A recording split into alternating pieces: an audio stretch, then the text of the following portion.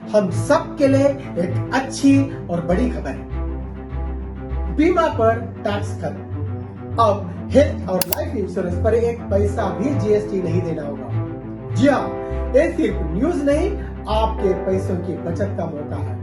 इस वीडियो को अंत तक देखिए क्योंकि हर भारतीय के लिए ये जरूरी है।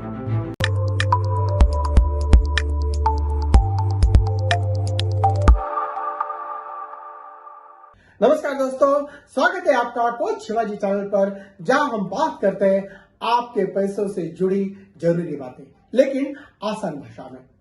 आज हम बात करें एक ऐतिहासिक फैसले की जो सरकार ने हाल ही में लिया है और जो हर परिवार, हर नौकरी पेशा और हर सीनियर सिटीजन के लिए बड़ी राहत लेकर आया है। जी हाँ, अब अगर आप कोई लाइफ इंश्योरेंस या हेल्थ इंश्योरेंस लेते हो तो आपको 18% जीएसटी नहीं देना पड़ेगा और ये छूट 22 सितंबर 2025 से लागू होगी। वित्त मंत्री निर्मला सीतारमण जी की अध्यक्षता में हुई 56वीं जीएसटी काउंसिल मीटिंग में एक बड़ा बदलाव किया गया है। पहले जीएसटी के 4 स्लैब थे, 5%, 12%, 18% और 28%। अब सरकार ने इसे सिर्फ 2 स्लैब में बदल दिया है, 5% एंड 18%। और सबसे बड़ी बात, बीमा प्रीमियम को 0 जीएसटी कैटेगरी में डाल दिया गया है। और कब से लागू होगा? 22 सितंबर 2025 से, यानी कि नवरात्रि से ठीक पहले। त्योहारों के सीजन में लोगों को सीधे लाभ महसूस हो। लाइफ और हेल्थ इंश्योरेंस पर 0 जीएसटी का मतलब क्या रखता है? पहले अगर आपने 10,000 रुपए का टर्म प्लान लिया होता तो आपको 1,800 रुपए जीएसटी देना पड़ता था। अब वही प्लान सीधे 1,800 रुपए सस्ता हो जाएगा। इसका मतलब हर मध्यम वर्गीय परिवार के लिए बीमा लेना सस्ता होगा। हेल्थ इंश्योरेंस की पहुंच बढ़ेगी, लोगों में बीमा को लेकर विश्वास और जागरूकता बढ़ेगी। पॉलिसी बाजार, एलआईसी, एचडीएफसी लाइफ जैसी कंपनियों ने इसे गेम चेंजर कहा गया है।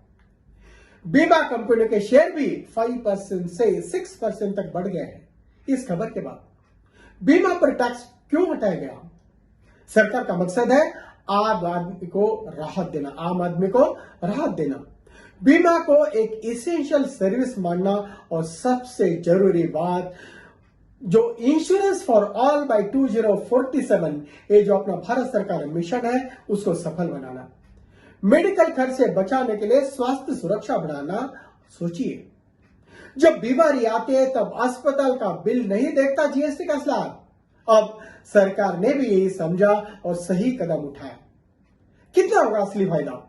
सवाल यह है, क्या पूरा 18% टैक्स बचत हमें मिलेगा? टेक्निकल एनालिसिस कहता है कुछ कंपनियां इनपुट टैक्स क्रेडिट नहीं ले पाएगी, इसलिए हो सकता है कुछ बेस प्रीमियम बढ़ा दे, लेकिन नेट बेनिफिट 15% तक रहेगा ही रहेगा, 15% तक रहेगा, जो कि बहुत बड़ी राहत है। इससे इंश्योरेंस सेक्टर में बड़ा बदलाव होगा।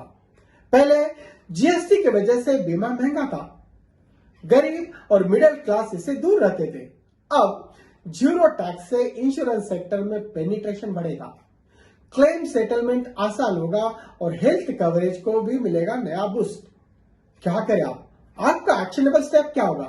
अगर आप नई पॉलिसी लेने की सोच रहे हैं तो 22 सितंबर के बाद लीजिए।